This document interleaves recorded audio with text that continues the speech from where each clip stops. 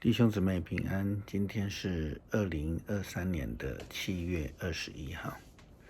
今天的经文是诗篇139篇第1节到12节，23节到24节，以西结书第39章21节到29节，希伯来书第6章13节到20节。今天要跟大家分享的主题是确切的应许。上帝的应许到底是什么？上帝的应许绝不会是儿戏，而且绝不会改变。整本圣经都是在讲上帝的应许，对以色列人的应许，对外邦人的应许，也更精确的说是给万国万民的应许。上帝的应许要赐下救恩，上帝应许要保守。长期以来，上帝应许那被掳去的以色列人说，有朝一日他们必要归回。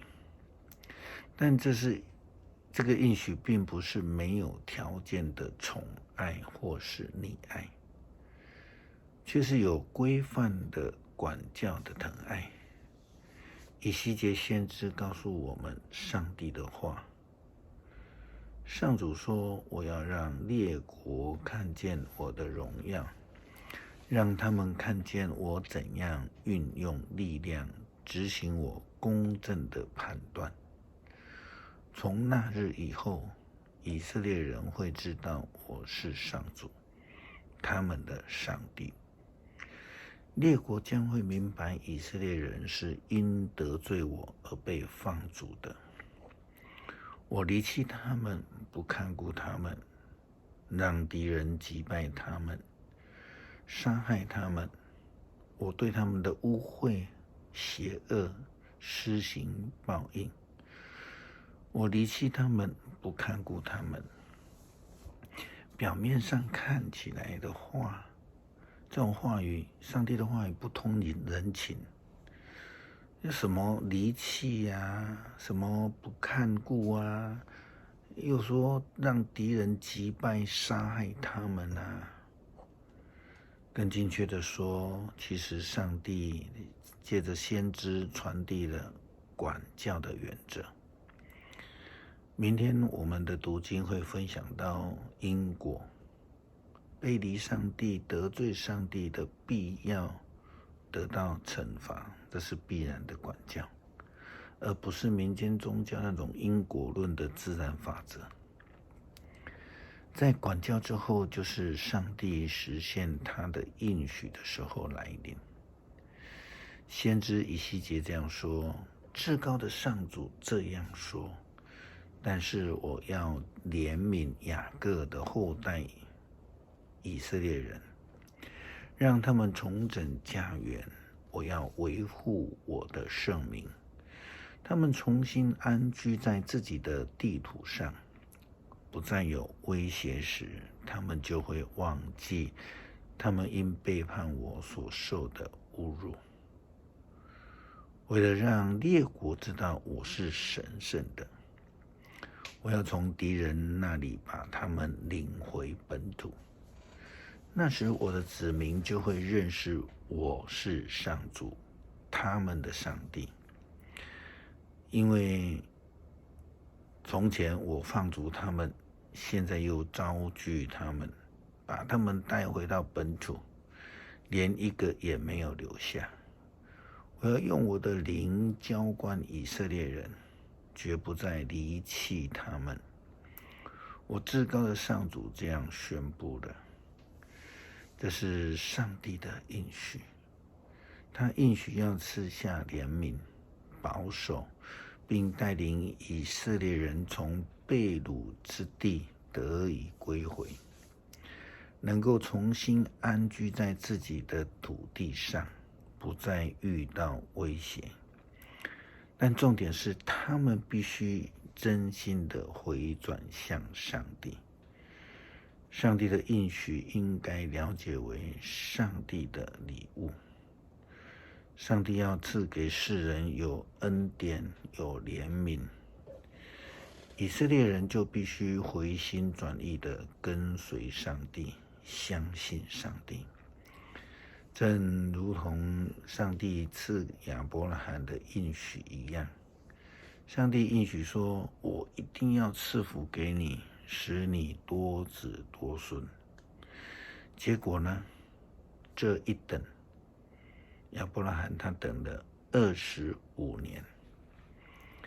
希伯来书的作者肯定亚伯拉罕的信心与耐心。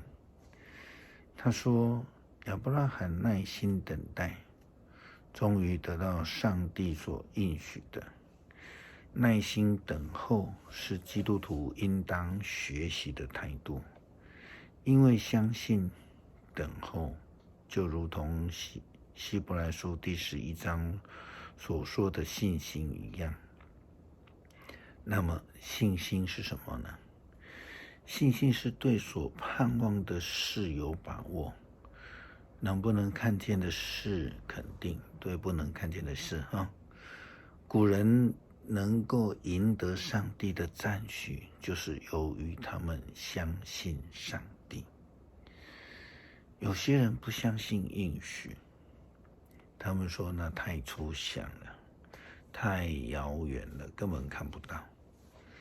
但亚伯拉罕的角度来看，他的确在等候的25年，在这个当中看穿了秋水，在别人看为没有盼望的年日当中，他耐心的等候上帝的应许的实现。这是非常不容易的信心，并不是每个人都能够这样的坚定相信，正是我们所需要学习的一个对象。希伯来书谈到上帝的应许与人的担保，基本上这是完全不相同的两件事。当人发誓的时候，他指的比自己大的发誓，这誓言做担保结束了人和人当中一切的争执。对那些领受应许的人，上帝要清清楚楚的表明他永远不会改变自己的计划。于是在应许上面就加上誓言，这两件事情是不能改变的，因为上帝不会撒谎。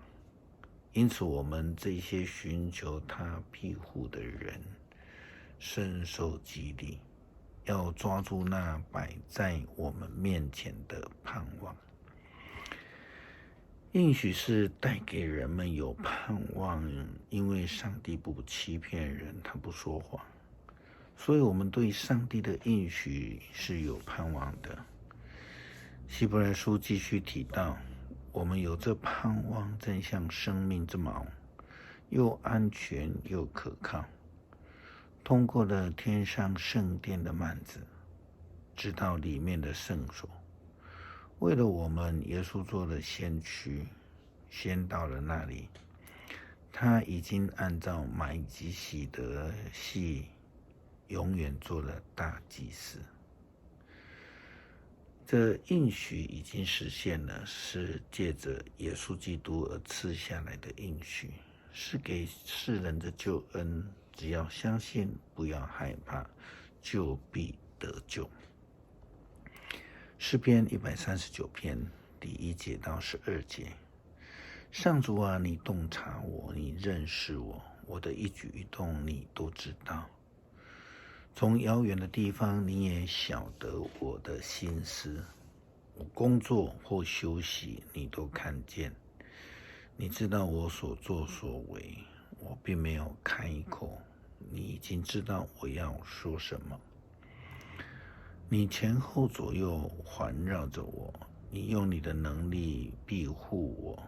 你对我的认识高深莫测，不是我所能理解的。我往哪里去才能躲开你呢？我到哪里去才能逃避你呢？我上了天，你一定在那里；我潜伏阴间，你也在那里。我纵使飞往日出的东方，或住在西方的海极，你一定在那里带领我，你会在那里帮助我。我可以要求黑暗遮蔽我，或要求周围的亮光变成黑暗，但对你来说，黑暗不算黑暗。黑夜跟白昼是一样的光亮，黑暗跟光明都是一样的。上帝啊，求你查验我，知道我的意念，求你考验我，洞悉我的心思，求你看看我有没有狂妄的思想，求你引导我走永生的道路。感谢上帝赐下永不改变的救恩应许。虽然有时候我们必须在艰难困苦的过程当中学习耐心等候上帝，但我们知道这是值得坚持的，需要耐心等候的过程。我们谢谢上帝赐下永不改变的恩典。感谢祷告，奉主耶稣基督圣名求，阿们。